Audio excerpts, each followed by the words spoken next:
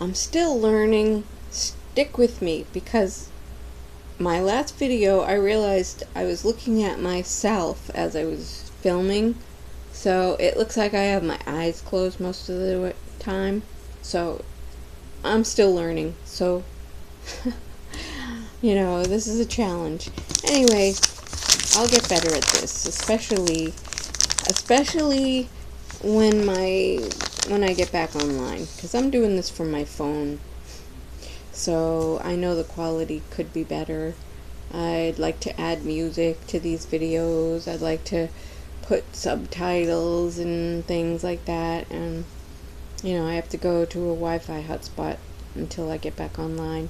So, you know, things will get better, promise.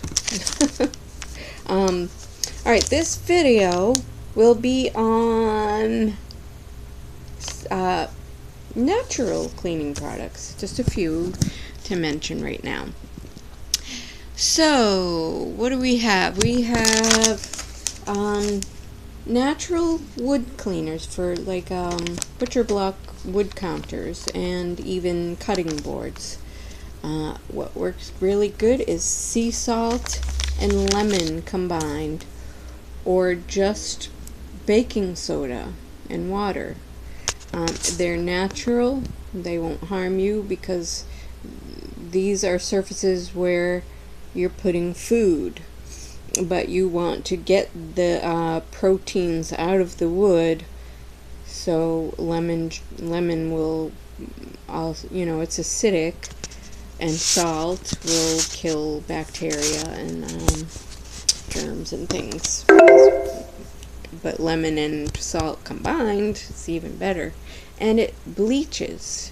If you know, you do have to do a little scrubbing, and that's probably something you don't have to do all the time. You know, just regular water if you're worried about you know, putting any chemicals on your wood. Regular water and paper towel. You know, people will use a scrubby or a sponge, but again, they have to be clean and free of bacteria and germs when you're doing that, you know.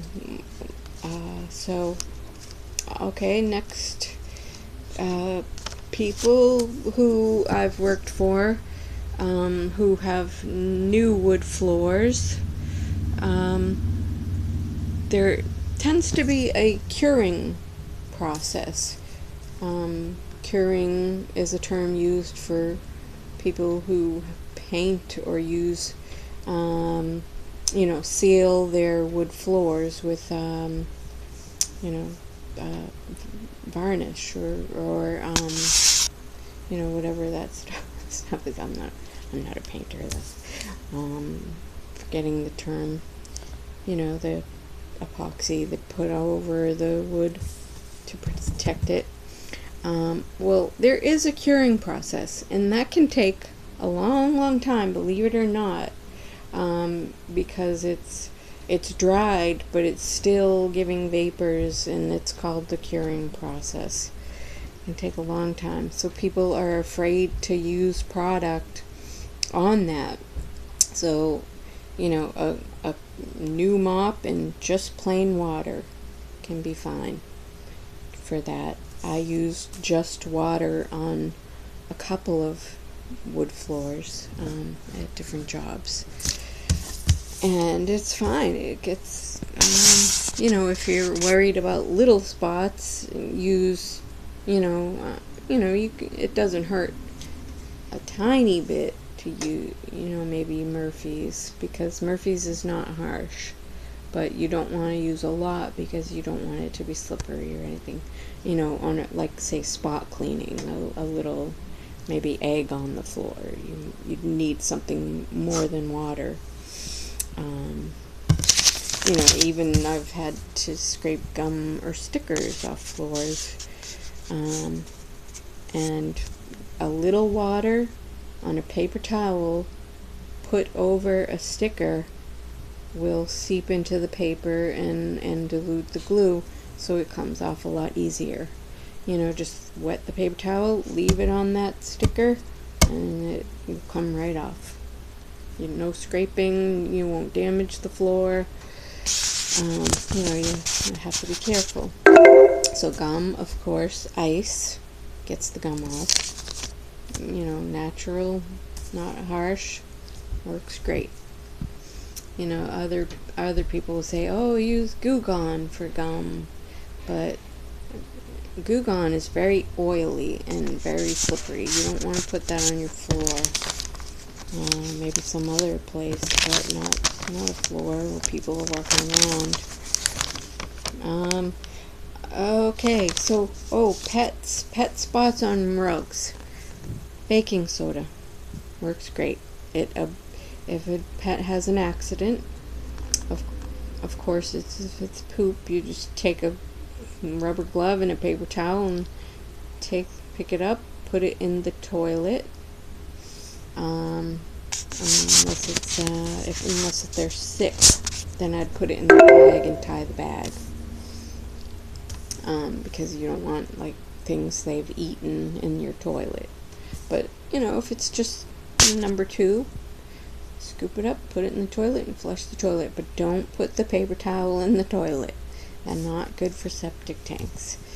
That's why toilet paper is very thinner than paper towels. So yes. So if a pet has an accident and you're there and you're cleaning, and you can find some baking soda, just sprinkle it on, and it will lift the liquid right out of the rug. That's even good for any other kind of spills too in a carpet.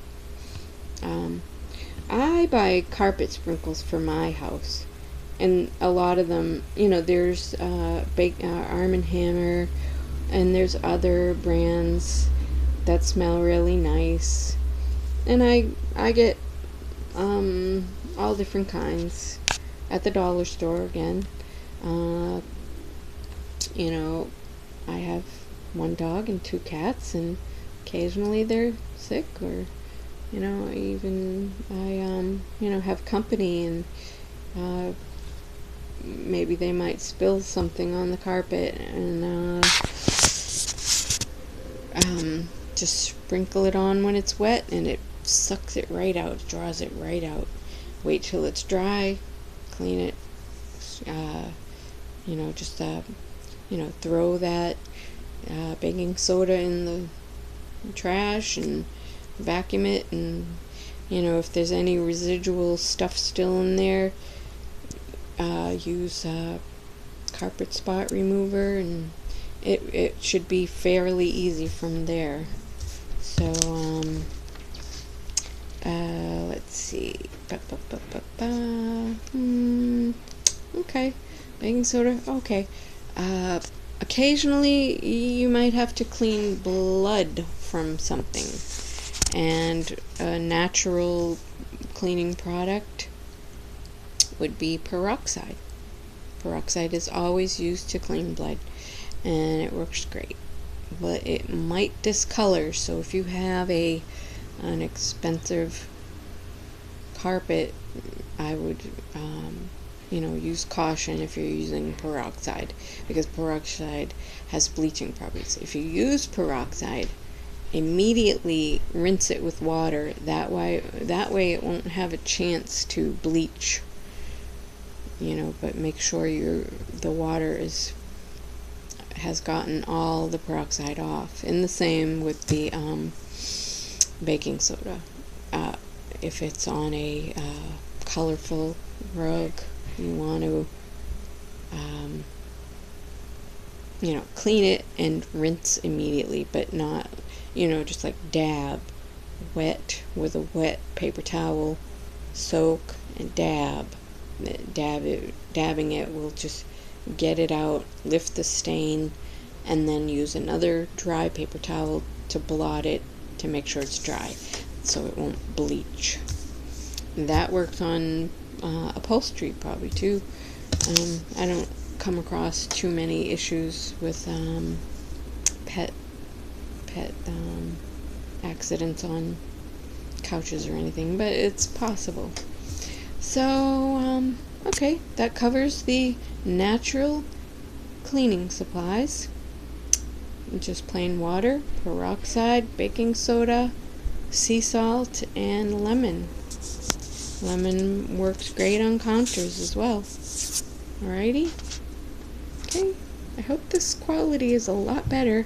I know I looked at myself a couple times, so I'm trying really hard. It's kind of awkward, but I'll get the hang of it. It'll come natural in time, I'm sure. Alrighty, bye. Thank you. Thumbs up and subscribe. See you soon.